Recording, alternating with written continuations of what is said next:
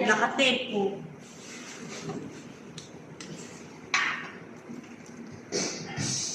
Okay. Andito po tayo sa unboxing ni Lola. Welcome to my vlog. Content pala niya.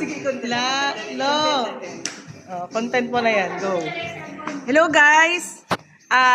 Today, i-unbox natin yung mga gifts ng mga na-receive ni Nanay Isabel sa kanyang birthday celebration yesterday. Makikita natin kung sino yung mga nagbigay po sa kanya ng gift. Tita Maribix. Opo, wag na nang, ganyan na lang. Yan.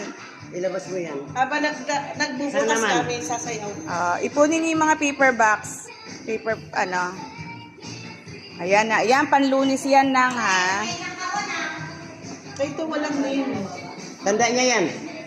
Okay. Kanina galing yan. Ito na lang, yung may mga ano. Yan, pakita na lang natin yung picture. Grabe naman. Yan. Nakasama yung boses mula. Surprise kasi. Ayan, para ka. May nagagamit po. Aray ko lumalabas. Alam nila matanda yung mag-aan. Tinan mo naman yun. Ay, puta. Akala mo naman. Oh. Ito galing kay Lenlen saka kay Reynald. Ayan. Oh, Linlen sa Karenal. Ayan. Dapat buksan nyo na, tapos si Ninang na lang maglalabas ng gift. Ganon. Ito naman galing kay Ate Esther. Thank you po. Padasas. Thank you po. Kami na po magbubukas. Kuha kayo ng para ano, gunting. Ate Marina, pengen yung kutsilyo kaya gunting. Para isang slash na lang itong mga to. Oo, yan talaga. Akma. Ano yun? Ay, look oh. Ay, ang ganda ng kulay. Ang ganda ng kulay, oh. Pang Martes. Ang taray! Parang lahat kinuha kay Nanay Aning. May parang wala si Nanay Aning kahapon. Wala nga.